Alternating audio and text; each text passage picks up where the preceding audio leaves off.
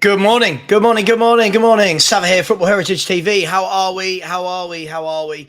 So, another day. Please excuse me, looking a bit rough and ready this morning. I'm about to go to the gym as soon as I finish this, trying to lose a stone in about a month. So, yeah, getting there. I'm 7 pounds down. So, as anyone would know, half to go. So, anyway, on to football. So, listen, let's not talk about Postecoglou for the moment. We know it's happening. And big up Red Hill. Big up Chris. Hope you are well.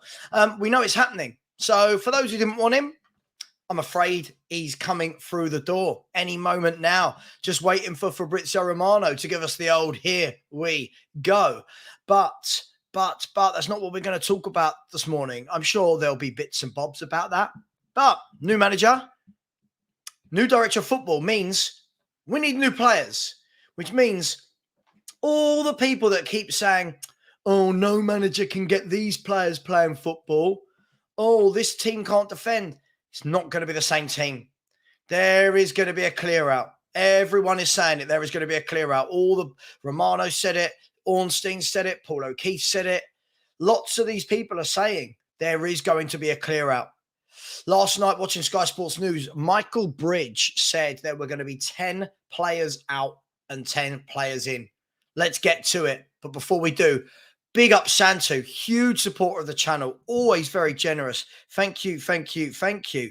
I really hope that you are okay, Santu, and thank you for all of your donations. Sorry, just had a little message there from Henry Wright, who should be at work.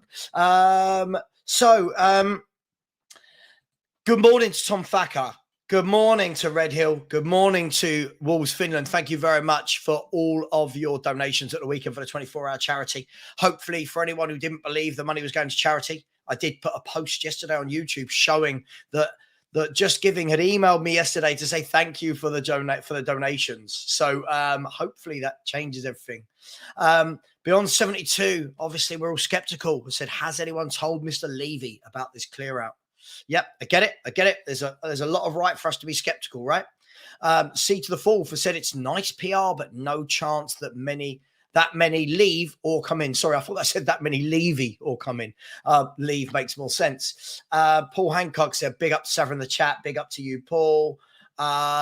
Pain like Bane. Good morning. Good morning to you as well if you're over there in Germany. Yeah, I did German at school. I know a few words. Autobus, I think, means coach. Kino, I think, means cinema. When I said I know a few words, I think that might be it. Good morning to Eamon Burns in the house. Good morning to, I love this name, Emmanuel Randomized. Big up to you. Big up to Sander Mellingen. Big up to you. That's a great name. Paul has said it will take Ange's entire contract to resolve issues in that squad. He's basically fixing it for the next guy. Well, look, if he is, I've got no problem with that. If he is, I really, really don't mind. If he's here for 2 to 3 years and his job is just to give us a slow build, to get rid of some players, and then a few years down the line, you get rid of him. But he could surprise a few people along the way, Paul. He could. I think a lot of people are going to be surprised at the way this man manages the club, his press conferences, the way the players respect him. I think there's going to be a lot of people haven't done their homework on this guy. They've just done the usual. Oh, he's in Scotland. Morning to you, multi-channel. Big up to Derek Hutchinson. Morning to Leon Felix Cooper. Hope you're well, my friend. 10-inch Sibley. Big up, my man. Good day to you as well. Loves music. Yeah, there'll be no talk of brown envelopes and mudding and brown envelopes, minerals, mudding. I've got no time for all that nonsense. I'm not a child. I don't care. Poor Ange is going to need another holiday if he spends this one watching footage of us from last season. Absolutely. He's given the here we go. I'm waiting for it to be signed, sealed, delivered, my friend. I'm looking on Romano's wall this morning. I'm not seeing it signed, sealed, delivered. I've seen the here we go that it's going to be signed today, but I'm waiting for it to come through. While I'm hearing that Alexis McAllister is having a medical today at Liverpool. Oh, what a signing that is. Anyway, back to Tottenham Hotspur. Who else have we got? Enru91 has said 8+ out the door. New players now, Stephen's demanding. Angelo has said, if Kane leaves son is captain, I really hope not. I do not want I really don't want Son as captain. I can't have a player that did what he did last year as captain. Sorry, for me, it can't be. That's just for me. Nick Brown has said music to my ears.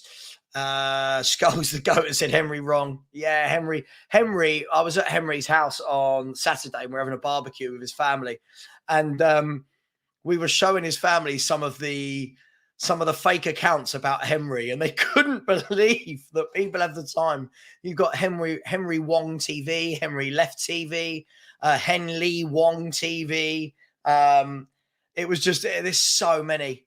Here's Pipes again. You think there's going to be a clear out? Pipes, there has to be. There has to be. There's going to be. There has to be. Now, depending on what we consider clear out, because for me, I'd get rid of all 25 players. But I think you're going to see a lot of contracts ripped up. I think you're going to see a lot of players going. I think this summer, we have to. We can't continue the way we've been continuing. Daniel Levy's not going to want to slide further down the table. Josh Smith has said, who would you take from Celtic? And I won't answer that, but the multi-channel has come straight in and said Kyogo and Jota. I quite like Jota from what I've seen of him. I quite like him. John Ellis Hall, good morning to you. Leon Felix has said the Bayern board was almost sacked completely. SD and CEO, sporting director and CEO are gone. That's why Tuchel is not safe. Fans were split on sacking Nagelsmann. Same blamed the guys higher up. Yeah, it seems like there's a lot of controversy going on over there. Hatate from Celtic and Kyogo. Kyogo seems to be getting a lot of love. I'll tell you what I've noticed when I watch Celtic play. Energy. Lots of players with energy. Good engines, and everyone knows good legs. Got to have good legs. That's what we need to get into this Spurs squad. Not necessarily the Celtic players, but you've got to get an engine into this squad. It's all, I watch Højbjerg plod around and Skip plod around and Davis plod around and all of them. They just plod. Perisic and Kulu, they can't run. Samuel has said, not the best, but we have to all back him. This fan base is so split. I agree with you. Pipes, the most negative fan in the world, has said Dyer will be starting centre-back come August, might even be the new captain. So much for clear-outs. Well, we don't know that. I mean, we don't know that. We don't know what Postecoglou is going to want or what Postecoglou is going to do. You've got to bear in mind, he can't get rid of everyone in one summer. You know, straight away, we're knocking a guy before a guy or his process before he's even had the chance to join the club. Come on, man. Let's just give it some time. Sean Godwin, has said, Sean, has said, Savva, it looks like Ange wants Maddison, Raya and Kilman. I saw that this morning. I mean, if you're going to get Raya in goal, Maddison in the attacking playmaker and Kilman at centre-half, what a fantastic start that would be. Now, can Spurs pull that off? You've got Maddison, who I've always said, if we go by ourselves into a bidding, if we go by ourselves and we're the only club that wants him, we get him. My worry is if we go in a bidding war against Newcastle, Liverpool, whoever. But Kilman, no-brainer. Raya, no-brainer. Should be doable. That'd be three very good signings to start the new era with for me. Eamon Burns has said, Madin and Matha Savva. Majin White, good morning. Oh, I was like, I thought they were names of players. I was like, never heard of them. Sorry. Yeah, good morning to you as well in English, Eamon. Marcus said, as an Australian Spurs fan, I'm so excited disappointment. Yeah, listen, I've done a lot of research on Postecoglou the last week. And, you know, from what I was already told before the last week, everything looks good about this guy. You watch him being interviewed. He comes across so well. He's very knowledgeable. Lots of ex-pros are saying that they've talked to their contacts at Celtic and in Scotland, in Australia and that this guy is very highly thought of. Liam has said not an Ali Gold shill or anything, but he has been putting out a lot of good articles on Ange recently. Very interesting reads. I agree. Ali Gold has put some good stuff out. I really, really hope people have a look at them. I really hope. I don't think I look that much like Alexis McAllister. I don't know where people are getting this from. In the last week, I've been told I look like Alexis McAllister, some UFC fighter, I can't think who it was, and Lionel Messi. I'm not sure. I mean, do I look like Lionel Messi? Look at this guy. Do I look like this? Do I look like that? Is it just that we've both got a beard and a big nose? Is that what's going on here? Is it just the nose and the beard? We've both got a wand of a left foot, by the way. Me and Lionel both got a wand of a left foot. Anyone who knows me knows that's complete nonsense. I can't kick a ball with my left foot. Wand of a right foot. A bit like Beckham. Hod, God, yeah, Josh, I agree with you. I don't think that's captain material. I think almost you go with someone new. If I'm honest, I think you go with someone new. I don't see any captains really in our team. Hod God 10. By the way, get any questions in. Let's not have millions, but get some questions in. Put a queue in front of them. If you do want to leave a super chat, please do. Please like, please subscribe. We've got 200 people in it and 38 likes. And thank you very much to all the people who have subscribed. We've had 500 subscribers in 3 weeks. It's actually quite crazy. I'm growing at quite a rate of knots at the moment. But please get the likes in. It's the nice thing to do. Jay Jr. said, I watched Ange's documentaries and now I'm pretty excited. Listen, honestly, I just think a lot of lazy analysis from people that are saying, oh, but he's from Scotland. Now, if Perch is watching this, by the way, just quickly, loves music. Big up. I said, in my opinion, sell Kane and reinvest. He's due a big injury. I would sell Kane, reinvest. This is a new era. Sell him. I don't want to keep a player for 1 year if they don't want to be here after that. Either sign a 5-year deal or leave. That sounds harsh, but let's start thinking about Tottenham Hotspur people and not Harry Kane. Let's start thinking about ourselves. I know that sounds awful. Lee has said, but loves music. Thank you so much for the super chat. Thank you very much. I'm going to steal this from my man Perchy. So me and Perchy are in a couple of WhatsApp groups together, and Perchy sent this. Let's see if I can find it. He said, for all the people that were knocking where Postecoglou has come from, right? When you look at this, where is it? What did Perchy send me? He said, De Zerbi before this had 1 year in Shakhtar, 2 years in Italy, before that at Sassuolo. Before that, he was Benevento. Before that, he was at Foggia. Before that, he was at Darfo Barrio. Now, I can guarantee, and this is what Perchy was saying, that if we had gone for De Zerbi, people would have gone, who? What's he ever done? But now he's had a good 6-month stint at Brighton. Everyone wants him. Don't judge too quickly. Now, here's Thomas Frank. Thomas Frank, who people are saying they would want, was the assistant manager at Brentford. Before that, he was at Brøndby in Denmark. Before that, he was the under-19s, under-17s, and under-16s manager at Denmark.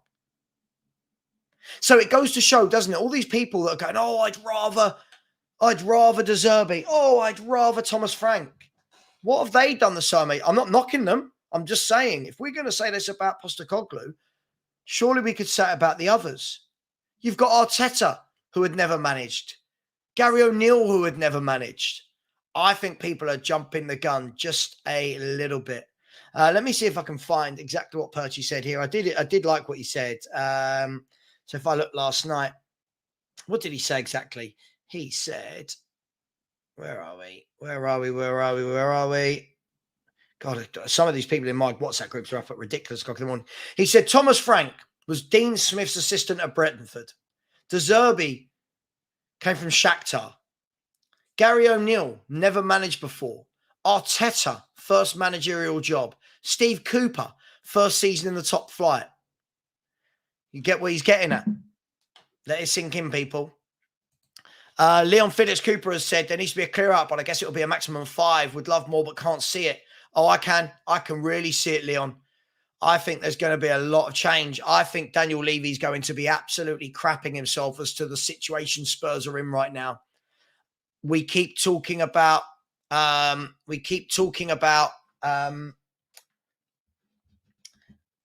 players coming back and ripping up contracts. We keep talking about Daniel Levy only wants top 4. Daniel Levy will know this squad is not getting top 4. He will look at, did you see him sitting in the stands the last few months? He realizes. By the way, got some new additions down there. Have anyone seen that? Got Erling Haaland. There, I can't do it. There is Harry Kane. And at the top there, the legend that is Pele. Just thought I'd chuck that out. Sorry if I don't go around to absolutely everybody's comments. Sorry, I got mad this morning. Chem62 has said, morning, Savva. Just hearing more about him. People that have worked with him, just nothing but good said about him. Exactly. I've said all along, I think there's a lot of people who are using, they're using a really lazy narrative of, oh, Scotland, Japan, Australia. A very lazy narrative about what is a very good man. Hey. Hod God 10 has said, Savva, I've seen Kyogo and he's nimble, quick, and excellent finisher. Wouldn't surprise me if Ange brings in some Celtic players to help with the transition. I've got no problem with that. If this man wants to bring in players like that, I've got no problem. For me, I think we need to do what the Brentfords and the Brightons have done. Quick, nimble players, as you say. Players that buzz about the pitch. At the moment, everyone goes, oh, Skip's good, Højbjerg's good, Perisic is good, Kulu's good. Look at that four-man midfield I've just named. No legs in any of them. No legs at the back. Porro's got legs but can't defend.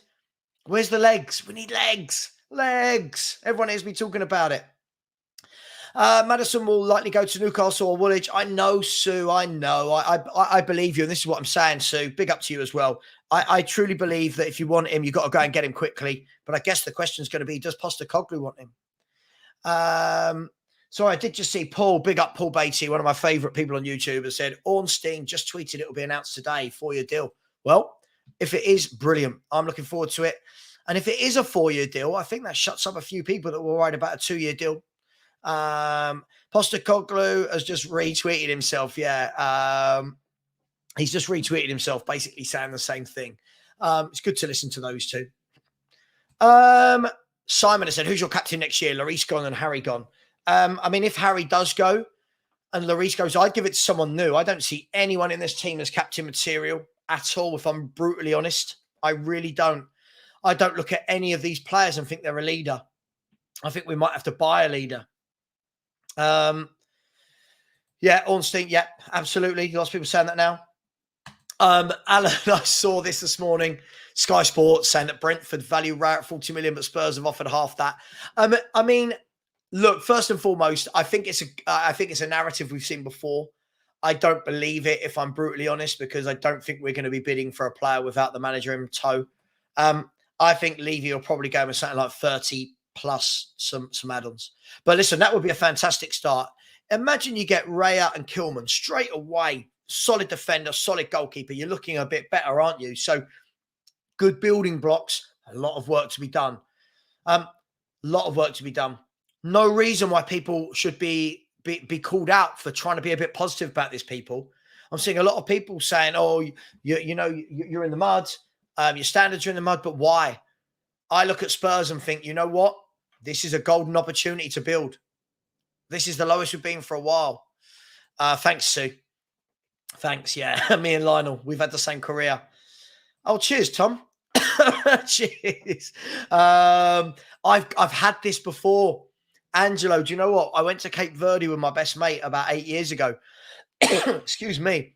And this guy kept going, Benzema. And I was like, no. He's going, Benzema. And my mate's got an afro. And he kept going, oh, Fellaini. I was like, oh, okay, Jesus Christ. Wow. Savva looks like Davinson Sanchez. Loves Music has come in with another super chat. Yeah. And said, David Ornstein on Instagram. I said, Ange to sign 4-year deal. Listen, good. Get it done. Let's get it done.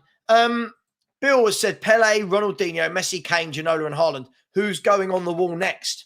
I've ordered a few more. There's not a lot of room for more. But I will be this year building a studio at the bottom of my garden. So I'll be streaming from a studio at the bottom of my garden. We're going up, people. Who do people want to see? Who should we get in? What legends of the game should we get in?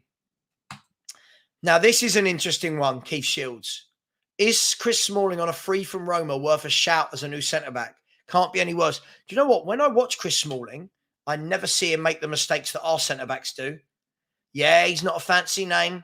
Yeah, it's not sexy. For me, he doesn't do a lot wrong. I'd have him over all of ours. All of ours. Q7, big up my man. Channel member, Q7, said, what's good, Savva? You don't look like him. We all know you play for Sheffield United. What? Okay. As for Ange, I don't know enough about him to be excited for it, but I'm hopeful as I watch Celtic and he's attacking. Tottenham Hotspur keen on James Ward-Prowse. Oh dear. I mean, what do we all think about that? Let me know. James Ward-Prowse, yes or no? People in the chat, 250 of you, please, who has not subscribed? You know what? When I look at my statistics for the month, it tells me that 47 people that have watched my 50% of my streams or more haven't subscribed. So they keep coming back to watch my streams, but don't subscribe. Stingy, isn't it? And please smash that like. Let's get to 100 likes ASAP. We're on 73 likes. Let's keep going. Apologies. No, I wouldn't, Aish. I wouldn't take Harry Maguire at Spurs. I feel that would be jumping out the fire and into the fire. Here's the negative guy. He's 57 years old and he's never managed in one of big European leagues. Don't you find that a little concerning? Pipes, I've put you in your place before. I'll do it again. Had Arteta managed in one of the big leagues? Had Gary O'Neill? Had Thomas Frank? No. I bet you'd take Thomas Frank. I bet you'd take Arteta. Come on. 2 of these, 1 of these. Let's engage. Let's engage. This is the thing. If people come out of opinion, you've got to keep it consistent. Good managers will manage anywhere. Good man-to-man managers. Pipes, you've done no research about this guy. I'd love you to come on so I can school you on this. I really would. I find it's a very childish, silly narrative. Very silly narrative. Jay Jr. says, Savva, how patient do you think Levy will be of not getting Champions League? Can see him twitching after 2 years. Listen, first of all, he can't expect it next year. We're nowhere near it. He can't expect it. He really, really, really can't. After 2 years, look, all of that will depend on where we are. Who's he put in? Who's he bought? What tools has he given the manager to work with? It's easy to say we want Champions League, but I think there's 7 clubs above us in the pecking order right now. 7. That's a big hurdle to jump, and those clubs are all going to strengthen. Look at Liverpool straight away. Boom, Alexis McAllister. Yeah. Arsenal are going to make a bid for Declan Rice apparently this weekend. Right, you know what I mean? These clubs are going to sign. I would be surprised if we get top 4. I don't think we should be looking at top 4 at all. I think we should just be looking at stabilizing. Great question. What's happening to the director of football? I'm expecting that will be announced in the next week. I was always under the opinion that the manager would never be announced. I feel like there was a lot of silly people going, oh, it's 60 days without a manager, 65, 70. I've always said, for me, it made sense because you weren't going to get a manager before the season ended, because the manager we wanted, I've always thought was in a job. And let's be fair, 2 days after Celtic have won a trophy, we've got a manager. So let's be fair. You know, we can't just keep criticizing for absolutely everything. I'm sorry, Bill Ednick. You can criticize Skippy for what he lacks, but not for having no legs. I don't think the boy can run. Watch him run. He looks like he's running in treacle. He runs really unorthodox. I don't really think, no, he's not for me. Listen, again, if we want to get back, we want to keep competing for top 4s, players like Skippy are not the one. Sorry. Jimmy Greaves. I don't know what that was in relation to, but Jimmy Greaves. Oh, on the wall. On the wall. Yeah. I'm not sure if they've got any of these in Jimmy Greaves, but I'll have a look. Yeah. John, he may be 33, but we need some players of experience to come in, right? We keep saying this is why I keep hearing this is the reason why Romero is rash, because he hasn't got a leader next to him. He hasn't got anyone with experience. So we can't knock experience, but then say we need it. I'm not saying just Smalling. I'm just saying that would be, for me, he's better than all of our centre-backs. In my opinion, he's more solid. He doesn't make those mistakes. He's knowledgeable. He's experienced. What's wrong with that for a year? What's wrong with that on a 2-year deal? Yeah. James Cradle has said, Savva and Sean, big up Sean. Sean. Hope you're well this morning, mate. Provide the most objective and honest discussion. Keep doing what you're doing. I think the problem is, James, some people don't like objectivity. Some people see it as either negative or that you're not a Spurs fan. But I watch a lot of channels where it's just Spurs are brilliant, Spurs are amazing, we're going to win the league, we're going to win a cup, blah, blah, blah, blah, blah. Everything's amazing, the owners are great, blah, blah, blah, blah. Slowly but surely they've come around. I mean, it makes you laugh, doesn't it? Like, loads of the people now that I've started to see from the big channels that are now going onto mainstream media going, oh, something's got to change with the owners. They're the ones that have been backing them for 2 decades. When people like myself and Stel, big up Stel, have been sitting here saying, hang on, what's going on with the owners? This is terrible. They're the ones that have been backing them. All of a sudden, they change their mind. They're invited on Sky Sports. They're invited onto BT Sport to talk about how the management, the owners and the structure is wrong. Some of us have been saying it for about 15 to 17 years. Hey, is what it is. But it's all about who you know, right? Not what you say. Yeah, Wenger came from Japan. I didn't see that ending too badly. Yeah, I know Wenger managed Monaco, but if we're talking about, we're talking about, everyone's talking about the top leagues being Italy and Germany and Spain and England. And I just feel that it's one rule for one rule for another. Ariel has said, due to Maldini leaving AC Milan, yeah, he's leaving as director, and some players becoming unhappy. Should we go for Tomori? I would love Tomori. He is a top centre-half. A top centre-half. I'd take him all day long. I thought he was excellent against us, by the way, especially in the leg at White Hart Lane. Yes, I will always call it White Hart Lane. Bill said, next on the wall is an easy decision. Timothy Atuba. I don't reckon I'd be able to get a Timothy Atuba one, would I? Levy will expect miracles, but I think this guy is now, from seeing how he was in the stands, I think that was the face of someone who knows things needs to change. He looked sheepish. He looked embarrassed. I think he knows. Absolutely, Simon. If he does sign a 4-year deal, more brilliant. Why not? And by the way, this was never going to be a quick fix, no matter if you got Pep in or Postecoglou. I just really wish some people would do their homework on Postecoglou. I really wish they would. It's just lazy analysis, and it's why Spurs fans are belittled, because we're just stupid half the time. McAllister or Basuma? I'm going Basuma, and Ange getting purring again. I mean, I feel they're very different players. I'd have both. I don't think it's an either or, but listen, McAllister at the moment is going that way. Basuma's going that way. So listen, you've got to, take it as it is. I wouldn't take him, Alan. The only reason I wouldn't take him is I don't think he's good enough with his feet. I think he's very much like Lloris. I don't mind him as a goalkeeper. I don't think he's all that. I think he's a good goalkeeper, but I think Ray will be a better option.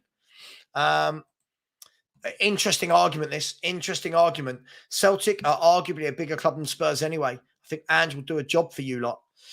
Interesting debate, and I do think he'll do a job for us as well. Belicia says, Savva, do you think he's going to bring on Sarr, Devine and Scarlett? I have a feeling he's going to bring the other ones on. I think we'll see Sarr and Devine a lot next year. Scarlett, I don't think is anywhere near good enough. He's had a poor year at Portsmouth. Look, he needs to go. I'm not knocking him. He needs to go back out on loan. And he's got to score some goals somewhere. He's only young. There's no rush. Doesn't have to come in right now. But look at Troy Parrott. Everyone wanted Troy Parrott. In the first team. Guy can't score a goal in any league. You ain't put me in my place and stop looking at other clubs. To have concerns about this manager is quite reasonable. Stop pretending you and others knew anything about this guy a month ago. Yeah, stop pretending anyone knew who the Celtic manager was. What? Stop pretending that no one knew who the Celtic manager was. Jesus Christ, you're a child. Come on and tell the world your silly opinion. It's called research. Has anyone not known who Postecoglou is for the last 2 years that he's been in Scotland? Am I the only one? Am I the only one that knew who Postecoglou was in Scotland? It's called doing some research, pipes. Fans like you come out with, okay, I had concerns about Conte. And I knew who he was, and I was right about those concerns with Conte. So what does that tell you, pipes? Not a lot. I have put you in your place. Be there, be humble. Just because you don't know anything about a manager doesn't mean he's not a good manager. I just feel that the negativity towards him, fans like you deserve relegation. You do. You deserve relegation. Sorry, I'm going on. Anyone who's seen me lately, I'm going on raw because I'm sick of our fans. See, again, another childish comment. Steven Gerrard didn't have 20-odd years of experience that Ange Postecoglou's got. Grow up. This is such a pathetic... You're a pathetic fan. I've called you out. If anyone else in my comments thinks that's harsh, I don't give a shit. Pathetic fans with stupid opinions. Come on and debate me. Come on.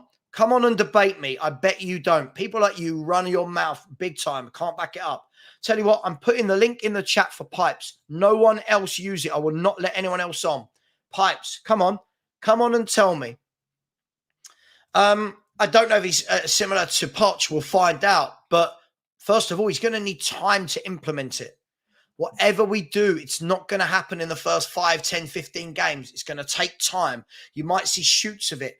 Patience. Because what people like Pipes will do, big up Barry, what people like Pipes will do is they'll give Postecoglou 5 games. The moment we lose a game 3-0, we'll get, there you go. He only did it in Scotland. Barry. Yep.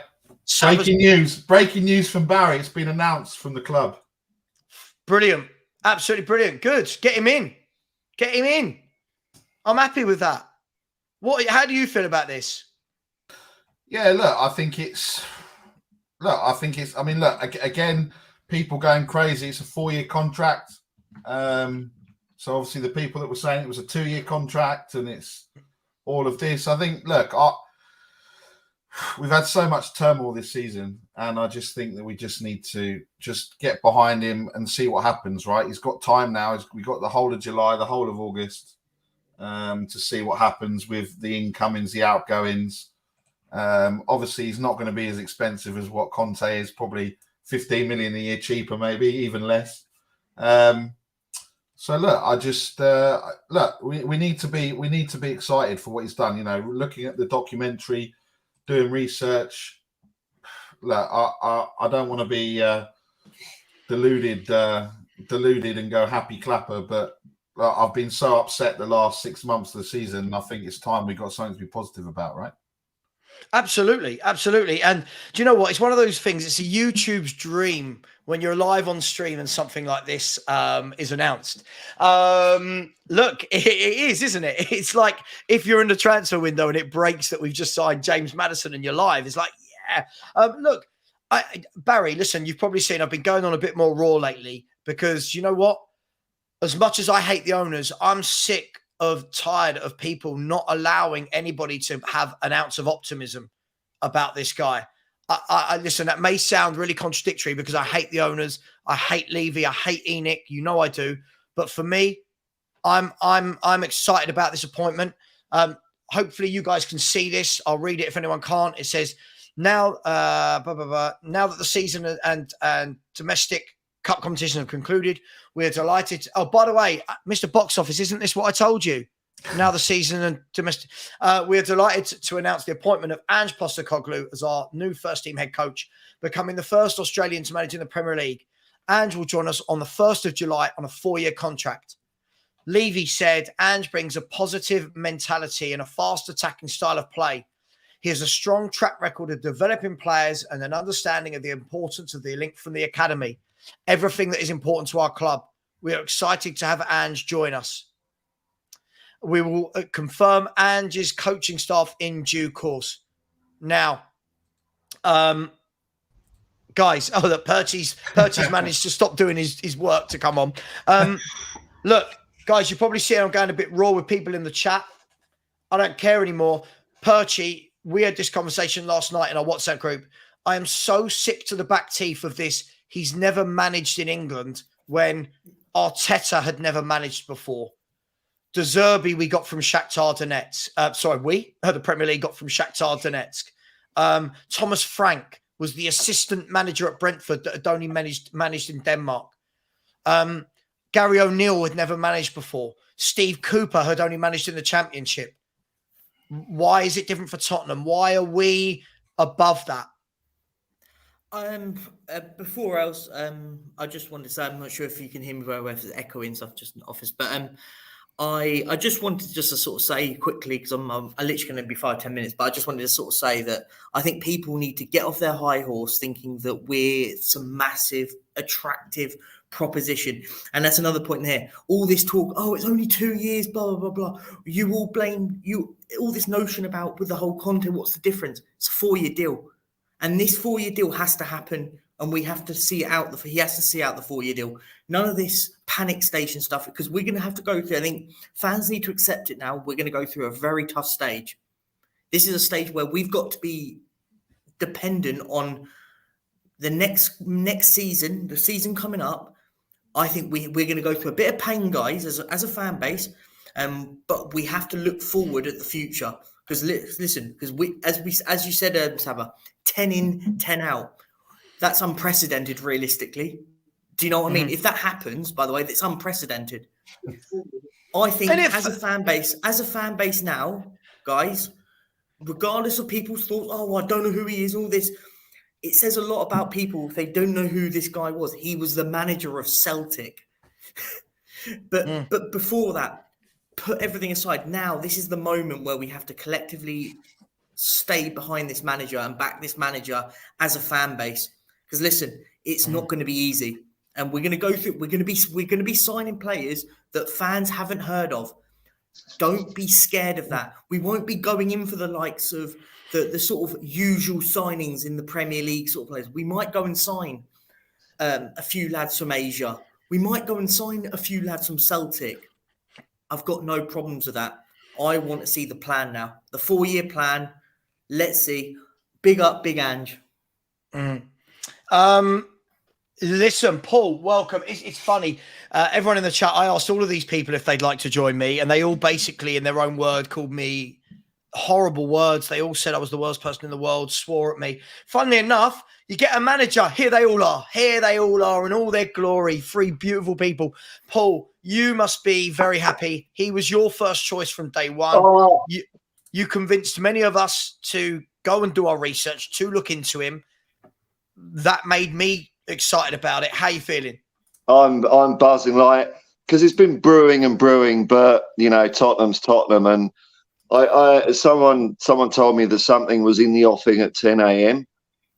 So I've been just refreshing the thing, and just as you lot announced it, there it is. So Ornstein came out first, and then Spurs official, man. Spurs official. It's Ange Postecoglou's blue and white army. Come on, Spurs. Yeah, and yes, man. This is it. I'm pumped. I can't wait. I think the key thing for me, Paul, is first and foremost, everyone who was naysaying yesterday morning saying, "Oh, it's a 2-year deal." It's a 4-year deal. 4. And what I like about this, and again, I'm allowed to say something I like that Levy said without liking Levy. I like this sentence. Ange brings in a positive mentality and a fast attacking style of play. And that is what Romano has just announced as well. So now everyone's announced it. That's what this club needs, Paul. Let's go back to what we were. We might lose some games 3-0, right? We might get battered by Man City rather than scraping a 1-0. But we will try and play football. Yeah, I mean, do you know what it is? And you're right, Savva. But the biggest thing for me as well, you're right. But the biggest thing right now is we're going to see a massive shift and a massive change. And I'm hoping when I talk about change, we're talking about change collectively. We're going to start bringing in much more technical players, but players that have got a bit of energy behind them. Yeah. Bit of pace. What we've been saying this for how long? Engines. We don't have any pace. Engines, Perchie. Exactly. Like, I watched Scotland's game against St Johnstone. No, who did they play in the cup final? Was it Caledonian? St Johnstone, wasn't it? Oh, Inverness. Sorry, Inverness. Inverness, Caledonian Thistle, right? And forget the standard. People go, "Oh, it's Scotland." What I noticed was every single one of those Celtic players, it didn't matter where they were on the pitch, they could all run. The front 3 were tireless, just buzzing about the pitch. The midfielders weren't. It wasn't, "Oh, you're a 6 and you're an 8," and they were just all over the place. And that total football, man. Total football. Absolutely. It's coming to us. Now, absolutely. And Barry, one thing I would say here, listen, as much as I'm excited, there's so much work to do, right? What I would beg the Spurs fans is that what we don't do is expect from game 1 that we're going to be this free-flowing attacking team that have all of a sudden learned how to keep clean sheets, attack, pass the ball really nicely. I think people need a lot of patience for this upcoming season to let this guy bed in, right? Yeah, look, I think the key word there is what you said is patience. I think we all need patience. Patience with the players going out, the players coming in, when that's going to be, how that's going to look, what all these types of things, because like you said, 10 in, 10 out. I mean, look, you could probably argue that maybe some of those 10 are a Troy Parrott, a Dane Scarlett, people that may not necessarily have been in and around the first team, or they've been out on loan and stuff like that. You could argue, you could argue 2 have already technically gone. You Yeah, could say, so look, Dan Juma and Lucas could be 2 already gone. We can't expect. Obviously, yes, we've seen Liverpool go after McAllister. We've seen Villa. We've seen Newcastle. We've seen all these other clubs doing it, but they're in a different position than what we're in. We have time. We also have, obviously, we don't have European football. So again, we have that time for him to bed his ideas in, bed the players in that are there, and obviously we'll know what that final looks like, at the end of August, whatever that, the final squad is and everything else. And we just need the patience. We don't have a right, it's this entitlement. We have a right to choose the players. We have the right to choose the manager. And if we don't like it, then, all these people, people message me, what do you think? Well, unfortunately, he wants to come. So we need to back him, right? And to go away into people that are just doing it without research, go and do the research, go and watch what he's done. And look, okay, Australia aren't the greatest at football, but in every other every other sport that they're in, they are at the top of their game, right? So that tells you something. So he's got that winning mentality. He's got it inbuilt to him. Agreed. So we just need to be patient. Look at what's. I guess I'll. Savva won't like this. Paul will like it. Everyone, we're so quick to jump on players, either good or bad, and then sometimes we don't have the patience with them, right? I'm not saying, look, for me, you know where I'm going with this. Emerson Royale, right, is Emerson Royale. Jesus. But, listen. How have you brought this back to Emerson Royale? Always will do. But the thing is, right, he has a few good games. Everyone's going crazy. He has some bad, obviously bad at the start. We're not giving them time. And that's what we need to do with Ange, with what he wants to do. It needs to be patience and it needs to be time. And we need to stop going on this roller coaster of we're amazing, we win a game, we lose a game, we're bad. This is what we need to stop, because it's not good for the emotions, man. It's not good for the emotions. But yeah, patience. And support him and back him. Like you said, Savva, we can, whatever we think about Levy, Enoch, the board, whatever is to one side, we need to back this manager and give him patience. Just quickly, Perchy, sorry, I'm running really behind on Super Chats. I mean, they're rattling in here. So first of all, there was big Santu, big up. Thank you very much. Huge supporter of the 24-hour charity, so thank you for that. Loves music. Said 10 out, 10 in is a lot of envelopes. Don't talk to me about bloody envelopes. I'm so bored of envelopes and minerals and mud and bottles and all this stuff. Loves music has said, yep, we've had this one. Thank you very much. David Ornstein on Instagram and sign a 4-year deal. Strasbourg Steve, big up, has said, congrats on Postecoglou. Spurs have a gem. Loves music comes back in and says, big difference. Ange will be grateful for this chance.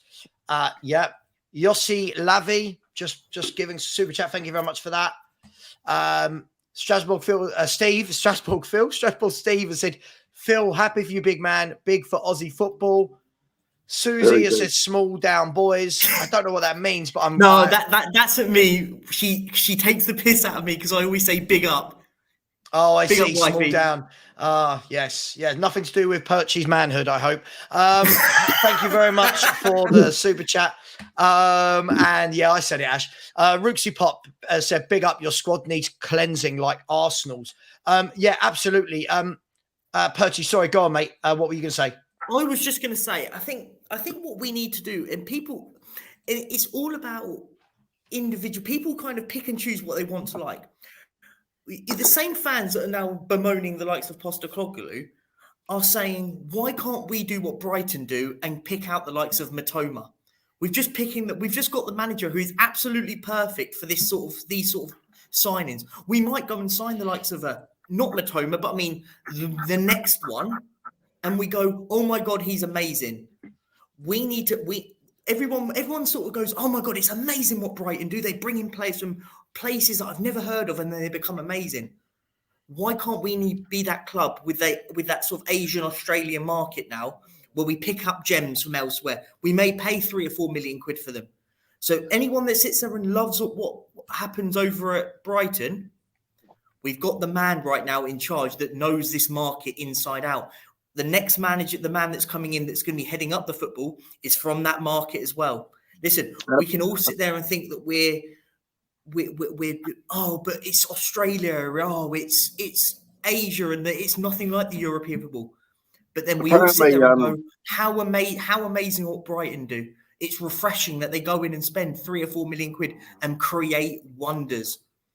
Why can't we, for once, sit there and be a little bit positive and go, this is the guy that we could. We don't know. We haven't. He's just appointed, but I see a positivity here. And the one thing I always refer back to, and you said about managers, who of in the last since the millennium, which managers have come in the lot and we've gone, oh, amazing. Martin Jol was Jack Santini's assistant. Mm-hmm. Pochettino came from Southampton and Espanyol. Harry Redknapp came from Portsmouth. But then the big name managers, the Joses and the Contes, never worked out because they weren't the right fit for this club. No, absolutely. Ash, let me bring you in. How are you feeling this morning, mate? For me, I want to ask you about the narrative. A lot of people for ages have been saying, oh, it's 61 days, it's 62 days, it's 65, it's 70 days. I've always maintained, Ash, that for me, I thought this was a real false narrative because I've always thought that the manager we get would have been in a job. So do you think Spurs have acted? Spurs have gone and got a guy that matches the mould of what Spurs fans have been asking for, and now we need to get behind this guy? I think personally that the reason why the narrative is there is because we went for an Nagelsmann, and then we tried to backtrack and say we didn't go for a Nagelsmann. So it's not like people are coming out from nowhere and saying 60 days, blah, blah, blah. Do you know what I mean? I think it's the way we've acted amongst the Paratici debacle, and even before the Paratici debacle, how we handled the whole situation of the manager blow up. So I think it's got some background to it. The reason why people are saying this club doesn't know what it's doing. Do you know what I mean? But can I just ask, couldn't it be seen as a positive that we went for Nagelsmann, that the club tried to get Nagelsmann? 100%. I feel like a lot of people are beating the club with a stick about that, but lots of people now saying, I don't want Postecoglou, I wanted Nagelsmann, and then we're knocking it, not you, but we're knocking him because we went for Nagelsmann and didn't get him over the line. I'm just playing devil's advocate. Yeah, no, I'm just giving you the other side, the other narrative. Why fans are coming with that whole 62 days and 70 days, etc., because it just feels like they've been there before. Groundhog Day, Truman Show, that type of vibe. Do you see what I'm trying to say? So they're comparing the misery of Nuno, and they're trying to put the light on this in the same type of light, but it's a different circumstance, a different situation. Obviously, we didn't have a director of football in place, so that's the reason why. This guy, Postecoglou, apparently he's never worked with a director of football. Right. And Brighton actually wanted to get Postecoglou, and also Man City also were looking to replace Pep with Big Ange. So if he's good enough for City, if he's good enough for Brighton, then he's definitely good enough for us.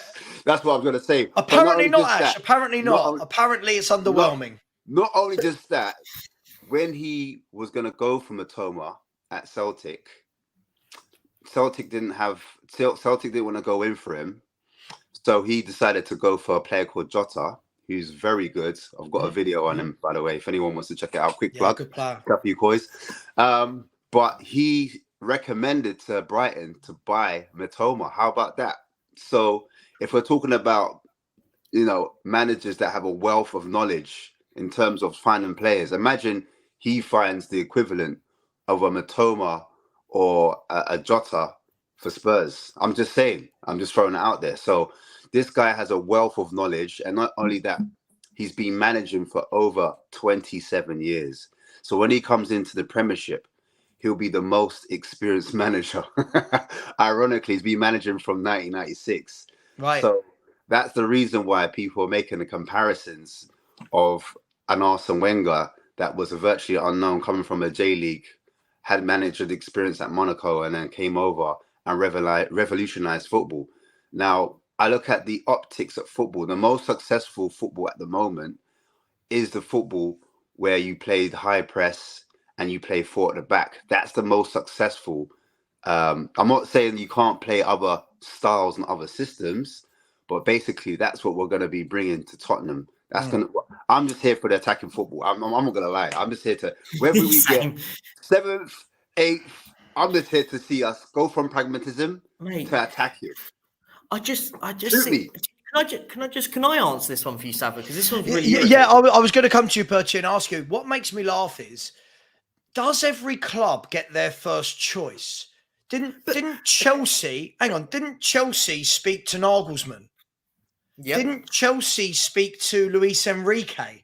Yep. Poch wasn't their first choice. No. Didn't Chelsea just try and get Ugarte as a player, but he's gone to PSG? Like, agreed. I don't feel like something to bash the club over the head with is, we went for Nagelsmann. Because as far as I'm aware, guys, Nagelsmann's the only solid offer we've actually put in. Yeah. Slot, there was never an actual, hey, come and manage us. There were some conversations. But I just feel like, first of all, why do we have to call him the Aussie? Second of all, let's not rewrite history. Yes, everyone wants to be positive, but fans' reservations regarding this guy are valid. Pipes, I'm going to ask you one question, and I know you don't like answering direct questions and you haven't got the balls to come on, but all of you lot fell beside yourself for Antonio Conte as manager.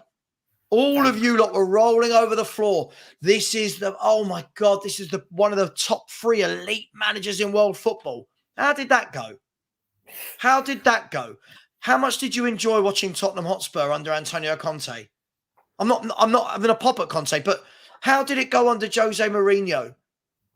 There were reservations about Mourinho, the most decorated football manager of the last 2 decades. There were reservations about him. So what is the point? Aren't there reservations about everyone, Perchi? But exactly. And this is I wanted to break down that for a second as well. That we couldn't get our first choice. Okay, hear me out. The first choice, let's just say what we believe and what we read is Nagelsmann. One of the best young sought-after managers in world football. Nagelsmann has just left Bayern Munich. There are a lot of talks he's going to PSG. So you've got to remember, as with players, managers in the same front will go, do you know what? I'm a free agent here. I'll wait my time for it. If PSG sack Gautier and then they go and bring in Nagelsmann, why would he? Let's be honest. Who would you rather manage? PSG with all of their wonder stars or Tottenham? That's the difference. And this is where people completely go go crazy about it. You imagine if we go, do you know what? We're losing Harry Kane, and our number 1 target to replace him is Robert Lewandowski. Let's be honest, we'd all go, you're fucking mental. We're not going to get Lewandowski because we're not good. We're not a good team. We've got to put things into that perspective. We can all go, it wasn't our first choice. But Pochettino wasn't our first choice. I know. It's short memories. It's short memories. Everyone tells me he's our greatest ever manager, which I don't agree with. He wasn't our first choice. We wanted Van Gaal. I think, Van Gaal. And he turned us down and we got Pochettino in. So I think we're rewriting history. Listen, I'm not sitting here going to say that Postecoglou is going to come in immediately and then we're going to do amazing. I'm not delusional at all.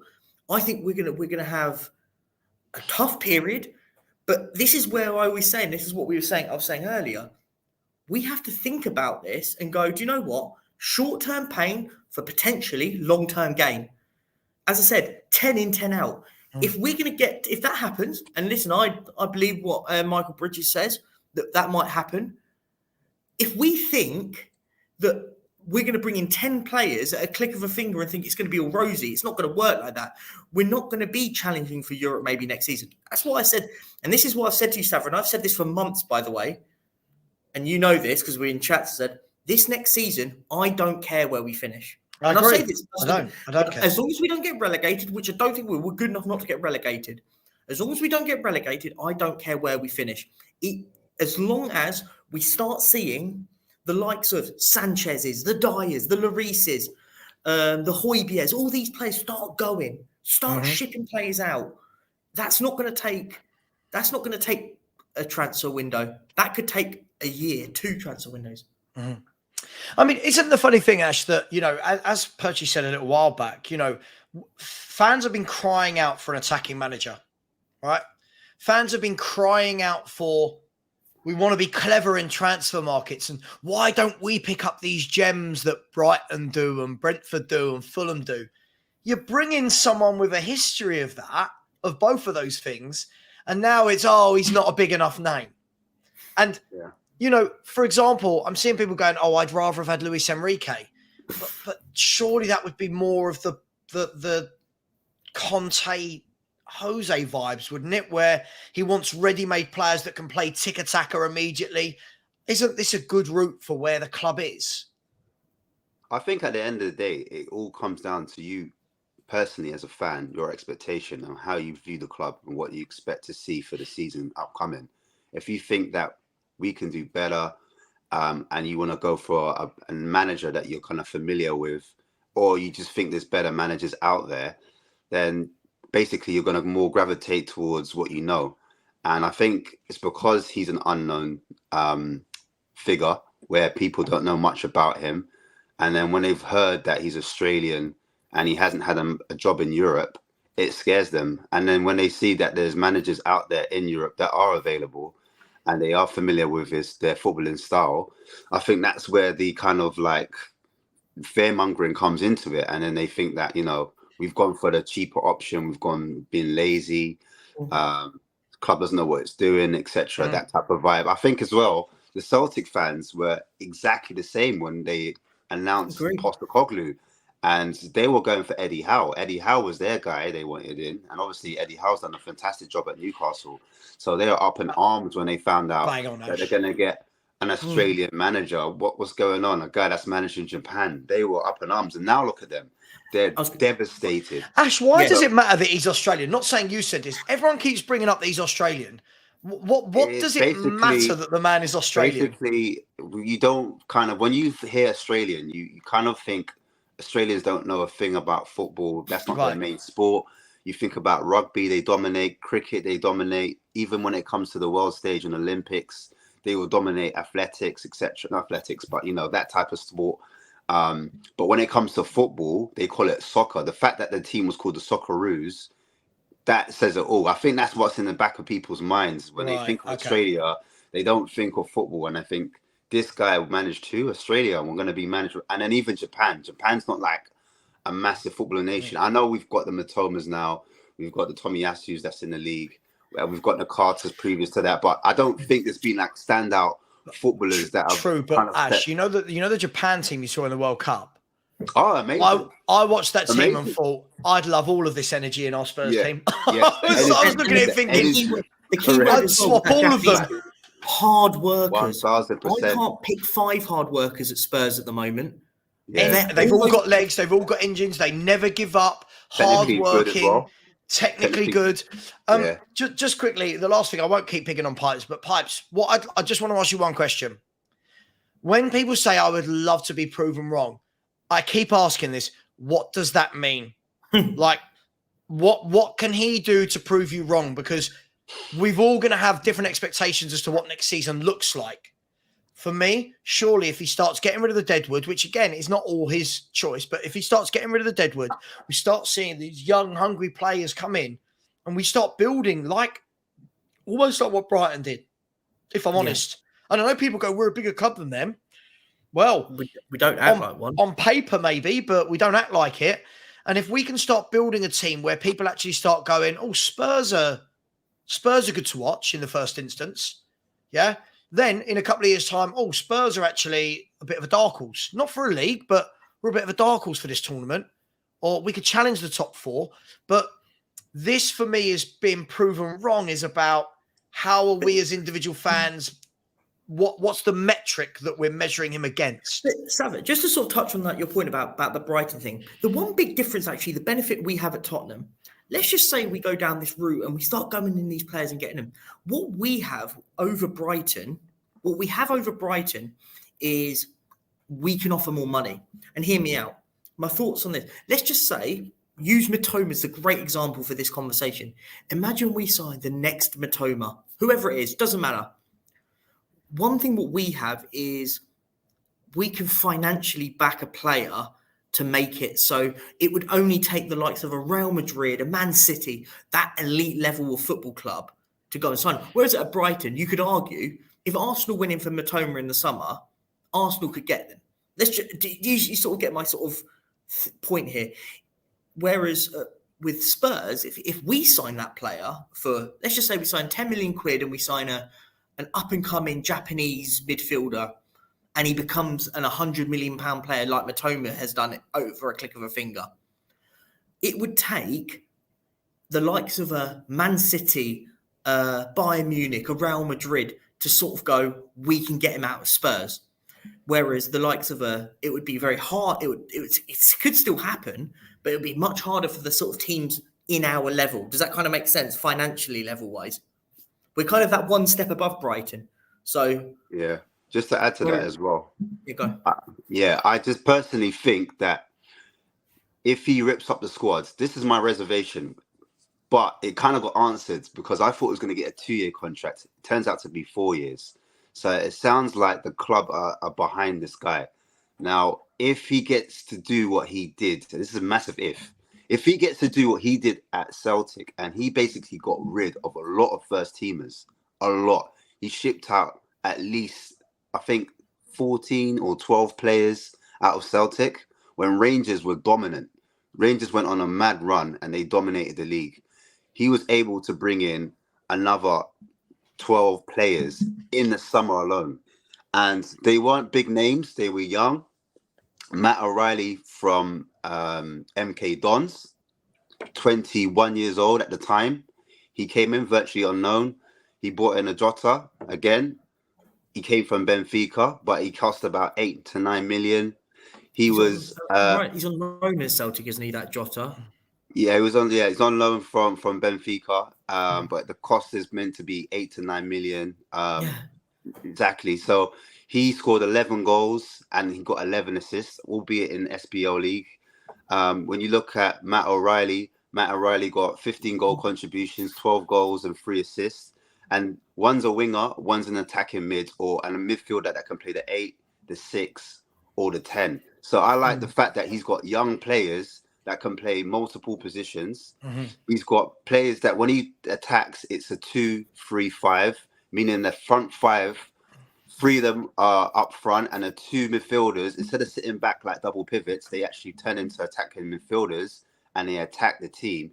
So my thing is, if he's allowed to rip up the team, and he's allowed to bring in young players and get us playing like how Poch did. Remember when we were playing under Poch? Agreed. For high pressing, very energetic. Teams feared us.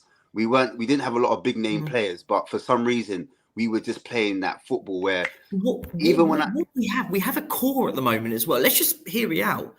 What have we got at the moment at Tottenham?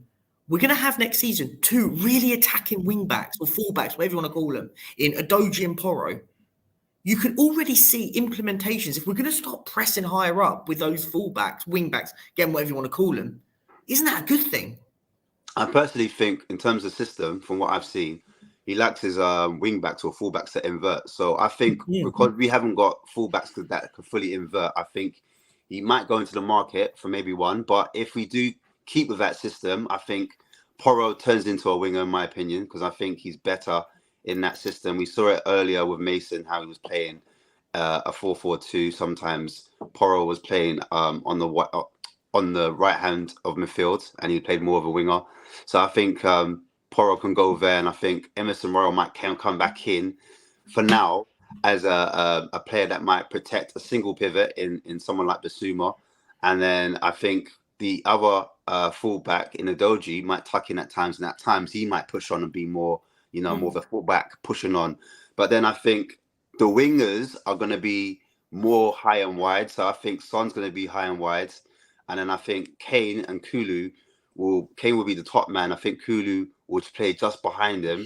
I'm hoping it's not Kulu. I can't see that, Ash. I think I can't see from how he plays that 3 is going to be anywhere near enough legs and movement for him I think for now, but I think looking at the current squad, Hang on, but when you say for now, that means we've got to spend £45 million or whatever of our transfer budget on Kulusevski. I think that's going to happen. Personally, I think that they're going to do it. I don't think they're going to just only just invest in Kulu. I think they're going to bring someone else in. But I just think for the system, because I think with Kulu, he's going to play that kind of.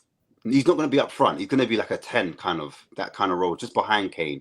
And he's good when the ball comes into him. What Kulu's good at? He's good at shielding the ball. He's got a bit of strength.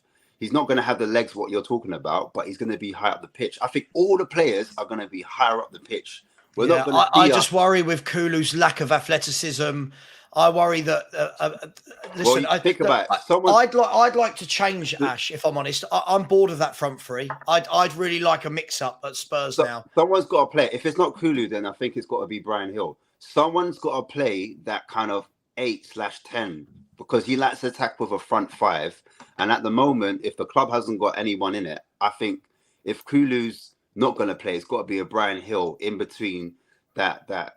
Like the way Celtic played, it was O'Reilly on that right-hand side that played the 6-8-10, where he pushed up and it was like 5 players that attacked. And so I think one of those players have to be like Højbjerg can't do it, Skip can't do it. Like they can't be those 2 midfielders that attack when the front 3 are pushing up and we're trying to pin teams in. So like if it's not Højbjerg and it's not Skip, I think next in line has to be Kulusevski and Brian Hill, because who else do we have in that position? Do you know what I mean? Or Ash, the one thing I'm quite. Do you know what? I'm actually going to sit. I'm going to sit on the fence here. Splinters up my arse kind of situation. I only want Kulusevski to sign if he's in the manager's plans. If he's not, I don't care. I agree. I agree. I don't want him because the fans want him. I don't want him because he's our number 21 from Sweden. Crap, couldn't give a shit about that. I'll be honest. Don't care. I will only want this manager. I would only want that player to sign if the manager wants him. Because let's be honest. I've seen enough of Kulusevski to go, you're all right. I don't sit there and go, he's groundbreakingly good enough for us to go, oh, we have to sign him. I haven't seen enough of him to say that. I think he's a good player, technically good, but he's very one-dimensional. And if he doesn't fit the system, then as I said, I'm not a problem for him to go, do you know what? I don't want him. And I want the manager to be one to make the decision on Kulusevski. Apparently, the manager's looked at Dembele and he said he wants to have another look at him. So if we're going to go for a single pivot, and Dembele, sorry, can I ask, Ash? When you talk about all this stuff, what is a single pivot? What is this nonsense? What's a single pivot? All right, look at Man City. Sorry, let me talk English. Right, so please do. That'll be helpful. This is why Barry left. I don't understand it. Okay, so basically, when you have. It's basically a midfielder that can drop in and he helps progressing the ball up from the back. So he kind of drops in between the 2 centre backs and he basically helps to play. They call him I forgot the name. The Wanyama role under Pochettino, right? Basically, you know, in Man City they've got Rodri. Rodri is the kind of player. He's not attacking, but he kind of quarterback. He's a quarterback. He's a holding midfielder. Halfback. A quarterback. But when you say a quarterback, quarterbacks do the long balls over the top, and they switch to play that kind of. This is a progressor. So what they do is, do you feel how Bissouma was doing those little short passes, and he was kind of linking the play, and he kind of did a small build up in play before it went to the attacking players. That's basically what I'm talking about. So I think Bissouma's going to do that role because that makes sense. He kind of progresses the ball from defense and he transitions it to attack through like linking the play. That's not how he's played in his career, though. I feel like we're trying to force people into positions they don't play.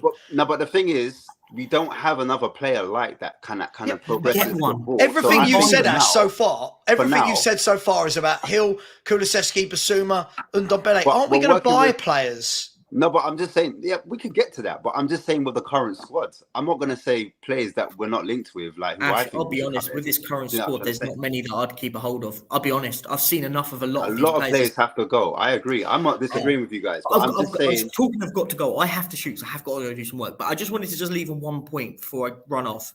As I said earlier, I think the fan base firstly needs to. I think we're going to see a point with a lot of people will be eating their own words. Because I can see this manager, and sorry, I know you're going to talk about more players and stuff, but I just want to say, I just wanted to say on this manager, I see a manager that could galvanise a fan base very quickly. He has that kind of. Well, not urge while on- we've got fans like this, No, but the Perchy. thing Not is, not do you while know we've got what? fans like Do you this. know what? Right. But I get that. Listen, I get fans like this, like because they don't watch other football. They can't do because they can't if they don't know who the manager is. Like, listen, brainwashed about what? Because I'm excited for a manager. Ah, come on. I know. Like if you have an ounce of optimism about your club, then you're brainwashed by Daniel Levy. I've been Daniel Levy out since 2007. Mate, I've been Levy out for fucking ages as well. But the point is with this thing. This is what I say. But what we've got here is we've got a manager that will suit the mold of Daniel Levy. Listen, we can all want Daniel Levy to change. We all want him to go. He's not going anywhere. Be head screwed on. He's going nowhere. We've now got a manager that is suited to what he wants. We're not going to be sitting there going throwing 30, 40 million pound players everywhere. We might be getting players in for 10, 15 million pounds that will suit a system. And that's what I wanted to leave on. This sort of, I think this forced negativity is what I think it is. I think it's forced because I think people are so angry about the board that now they're because we've not gone and appointed Pep Guardiola. Now all of a sudden we've got no ambition. It doesn't work like that. Like big managers go to clubs that want to go and win stuff. We're nowhere near that. Maybe we've got the manager long term. And as I said, all the people that started saying 2 years, it's a 4-year deal, guys. Listen, I'm going to leave it at that because I've got to go do some work. But guys, in the chat and in stuff, just listen, embrace it. If it goes wrong, it goes wrong. But why do we? It's like I feel like at the moment people want it to go wrong to prove themselves right. Just embrace it. I agree. What's concerning me is the number of comments where people like I saw this comment. I don't know, like this, right? Everybody is championing him like the Messiah. I've not seen anyone championing the guy like a Messiah, right? And of course, no Spurs channels were talking about him over a week ago because we weren't linked with him. Rahul, I hate to tell you, my friends, but this is the way the world works. It's like saying, Ash, for me, this is like saying, I'm going to pluck a player from nowhere here. I'm not saying I want this player. I'm just going to pluck a player. That's like saying John McGinn, Aston Villa. I don't know why I just plucked him. Yeah, that's like, we're not linked with him in any way, shape or form. Yeah. Right? That's like saying if now all of a sudden Spurs start getting in talks with him. Yeah. And then fans are going, oh, actually, I like that as a signing. Yes, a good midfielder. Yeah, I really like him playing our team. People going, oh, well, no one was talking about him. Well, what does that matter? Why does it mean that we're championing him like a Messiah because we like the prospect of this man managing our club? Why are fans so one extreme to the other? Why has it got to be like that? You're right. It's like either we're going to finish top 4 or we're going to get relegated. We're going to be in a relegation battle. If we lose Kane, we're going to be in a relegation battle. It's like one extreme to the other. But I just wanted to say that I think personally, we as fans, if we lower our expectation, and I think loads of fans don't want to do that. They don't want to lower the expectation. I expect Brighton to be in that kind of Europe fight, not like top 4 fight, European fight. Aston Villa to be in that European fight as well. Arsenal going to be there in Champions League spots. Liverpool going to come back stronger. You've got your Man City, you've got Chelsea that are coming back, Man United. So I'm not expecting Big Ange to come along and put us in a top 6 race or a top 5 race or a top 4 race. That would be madness. I mean, look at comments like this, Ash. I mean, how disrespectful and how. I mean, Daniel, you're probably sitting at home in your pants, mate. Do some research. If you go on YouTube, there's loads and loads of good documentaries and interviews with this man. Watch him. You know, again, I agree with this. CQZ, yes. People keep saying if Ange can play pressing football with our squad like it is, yes, our squad will change. And I think, Ash, people need to acknowledge that, right? That it's not going to completely change overnight, but we're going to see a lot of ins and outs this summer, aren't we? We've got to. I'm expecting a pummeling. I'm expecting us to get pumped certain games because it's going to take time. And with Ange, he actually starts slow. When he's come to a club to get his ideas across, like any manager, it takes time to get your ideas and philosophies across. And these players, like you said before, we don't have the players in each position to execute what exactly he wants. So when I'm talking about attacking midfielders and I'm talking about a defensive midfielder per se that has legs or has high energy, we don't have those players. Or when we have out and out wingers, we don't have an out and out winger that I think is suited to what Ange wants. Do you know what I mean? So we're going to have to go into the market at some point. And my big question mark is, how much players are we going to get rid of? How much players are we allowed to get rid of? That's my big question mark.